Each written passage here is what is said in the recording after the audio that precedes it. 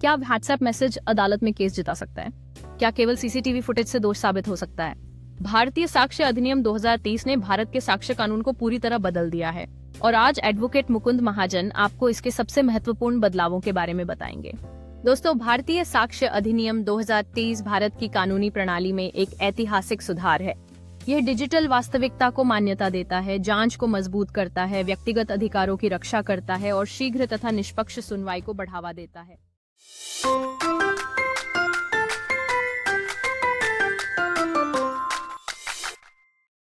मेरे YouTube channel legal information law insights में आपका स्वागत है। मैं एडवोकेट मुकुंद महाजन हूं। मेरा आपसे विनम्र अनुरोध है, आप यहां दिखाए गए जीपे QR कोड को स्कैन करके 59 रुपये या 119 रुपये की छोटी राशि अपनी इच्छा अनुसार किसी भी UPI ऐप के माध्यम से देकर इस चैनल की सदस्यता प्राप्त कर सकते हैं। आप कभी भी सदस्यता रद्द कर सकते हैं।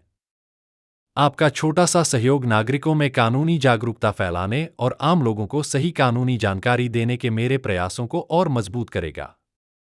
अब आगे बढ़ते हैं। साक्ष्य की परिभाषा विस्तृत। भारतीय साक्ष्य अधिनियम के अंतर्गत साक्ष्य की परिभाषा को विस्तृत और स्पष्ट किया गया है। साक्ष्य में अब मौखिक साक्ष्य, दस्तावेजी साक्ष्य तथा इलेक्ट्रॉनिक और डिजिटल साक्ष्य शामिल हैं। धारा 2 और 3 साक्ष्य को परिभाषित करती हैं और स्पष्ट रूप से इलेक्ट्रॉनिक रिकॉर्ड को शामिल करती हैं। इसका अर्थ है कि ईमेल, व्हाट्सएप संदेश, SMS, call recording, CCTV footage, computer द्वारा निर्मित दस्तावेज, क्लाउड आधारित डेटा और डिजिटल हस्ताक्षर सभी साक्ष्य के रूप में माने जा सकते हैं। यह सबसे क्रांतिकारी बदलावों में से एक है जो मानता है कि आज के अपराध और विवाद मुख्य रूप से डिजिटल प्रकृति के हैं। इलेक्ट्रॉनिक साक्ष्य समान दर्जा। इलेक्ट्रॉनिक साक्ष्य को अब समान दर्जा दिया गया है। पहले भारतीय साक्ष्य अधिनियम 1872 के अंतर्गत इलेक्ट्रॉनिक साक्ष्य को अक्सर तकनीकी आधार पर अस्वीकार कर दिया जाता था। हालांकि भारतीय साक्ष्य अधिनियम की धारा 61 से 63 के अंतर्गत इलेक्ट्रॉनिक रिकॉर्ड को कागजी दस्तावेजों के समान माना गया है।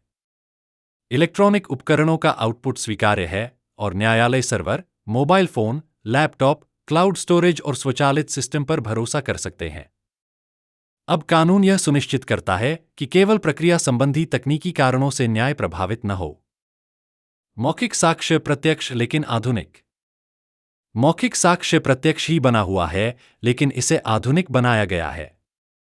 धारा 55 बताती है कि मौखिक साक्ष्य प्रत्यक्ष होना चाहिए, अर्थात व्यक्ति वही बताए जो उसने स्वयं देखा, सुना या अनुभव किया हो। एक महत्वपूर्ण नई विशेषता यह है कि मौखिक साक्ष्य अब वीडियो कॉन्फ्रेंसिंग और इलेक्ट्रॉनिक माध्यम से रिकॉर्ड किया जा सकता है। यह गवाह संरक्षण, वरिष्ठ नागरिकों से जुड़े मामलों, अन्य शहरों के गवाहों और शीघ्र सुनवाई सुनिश्चित करने के लिए अत्यंत उपयोगी है। दस्तावेजी साक्ष्य विस्तृत दायरा। दस्तावेजी साक्ष्य का दायरा भी विस्तृत किया गया है। धारा 59 से 64 स्पष्ट करती हैं कि दस्तावेजों में कागजी दस्तावेज, इलेक्ट्रॉनिक रिकॉर्ड, डिजिटल डेटा और कंप्यूटर आउटपुट शामिल हैं। अधिनियम प्राथमिक और द्वितीयक साक्ष्य को भी मान्यता देता है। प्राथमिक साक्ष्य का अर्थ मूल दस्तावेज या मूल इलेक्ट्रॉनिक रिकॉर्ड है, जबकि द्वितीयक साक्ष्य में प्रतियां, प्रिंट आउट, प्रमाणित प्रतियां और डिजिटल आउटपुट शामिल हैं। इससे अधिनियम तकनीक निरपेक्ष और भविष्य के लिए तैयार बनता है। इलेक्ट्रॉनिक रिकॉर्ड के संबंध में अनुमान। अधिनियम इलेक्ट्रॉनिक रिकॉर्ड के संबंध में अनुमान भी प्रस्तुत करता है। न्यायालय इलेक्ट्रॉनिक संदेशों की प्रामाणिकता, डिजिटल हस्ताक्षरों की वैधता और सुरक्षित इलेक्ट्रॉनिक रिकॉर्ड की अखंडता का अनुमान लगा सकते हैं। इससे वास्तविक पक्षकारों पर अनावश्यक भार कम होता है और डिजिटल साक्ष्य सिद्ध करने की प्रक्रिया सरल बनती है। इकबालिया बयान और कथन सुरक्षा बरकरार। इकबालिया बयान और कथन संवैधानिक सुरक्षा बनाए रखते हैं। पुलिस को दिया गया इकबालिया बयान स्वीकार्य नहीं है। इकबालिया बयान स्वैच्छिक होना चाहिए और पुलिस हिरासत में दिया गया इकबालिया बयान केवल तभी स्वीकार्य है जब वह मजिस्ट्रेट द्वारा रिकॉर्ड किया गया हो। अब इकबालिया बयान और कथनों की इलेक्ट्रॉनिक रिकॉर्डिंग को भी मान्यता दी गई है, जिससे आपराधिक जांच में पारदर्शिता और जवाबदेही सुनिश्चित होती है। विशेषज्ञ साक्ष्य व्यापक मान्यता। विशेषज्ञ साक्ष्य को व्यापक मान्यता दी गई है। विशेषज्ञों में अब साइबर फोरेंसिक विशेषज्ञ, डिजिटल डेटा विश्लेषक, चिकित्सा विशेषज्ञ, हस्तलेखन और फिंगरप्रिंट विशेषज्ञ तथा बैलिस्टिक विशेषज्ञ शामिल हो सकते हैं।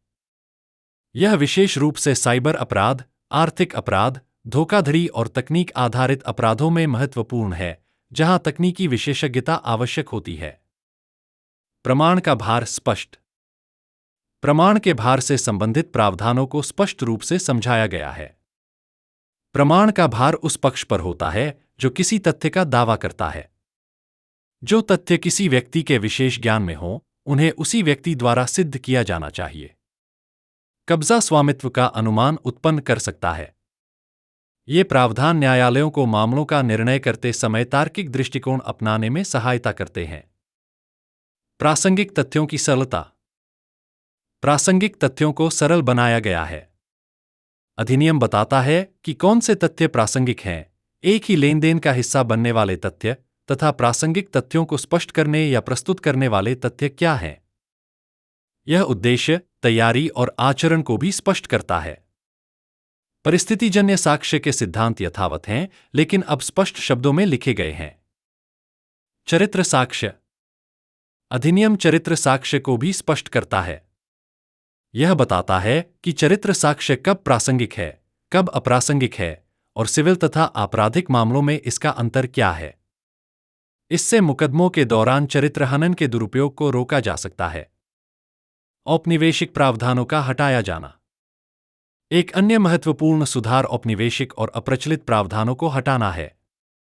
ब्रिटिश काल की शब्दावली, पुराने उदाहरण और औपनिवेशिक संदर्भ हटा दिए गए हैं। भाषा अब भारतीय, व्यावहारिक और समकालीन है। नए आपराधिक कानूनों के साथ समन्वय। भारतीय साक्ष्य अधिनियम पूरी तरह निम्न नए आपराधिक कानूनों के साथ संरेखित है। भारतीय न्याय संहिता 2023, भारतीय नागरिक सुरक्षा संहिता 2023। यह समान व्याख्या, त्वरित न्याय वितरण और आपराधिक मुकदमों में कम विरोधाभास सुनिश्चित करता है। निष्कर्ष। दोस्तों, भारतीय साक्ष्य अधिनियम 2023 भारत की कानूनी प्रणाली में एक ऐतिहासिक सुधार है। यह डिजिटल वास्तविकता को मान्यता देता है, जांच को मजबूत करता है, व्यक्तिगत अधिकारों की रक्षा करता है और शीघ्र तथा निष्पक्ष सुनवाई को बढ़ावा देता है। इस कानून को समझना प्रत्येक विधि विशेषज्ञ और जागरूक नागरिक के लिए आवश्यक है। इस वीडियो को देखने के लिए धन्यवाद। यदि आपको यह जानकारी पूर्ण लगा, तो कृपया लाइक करें, सब्सक्राइब करें और कमेंट में अपनी राय साझा करें। अधिक कानूनी जानकारी के लिए बेल आइकन दबाना न भूलें। मैं आपसे अगले वीडियो में जल्द मिलूंगा। जय हिंद, जय भारत।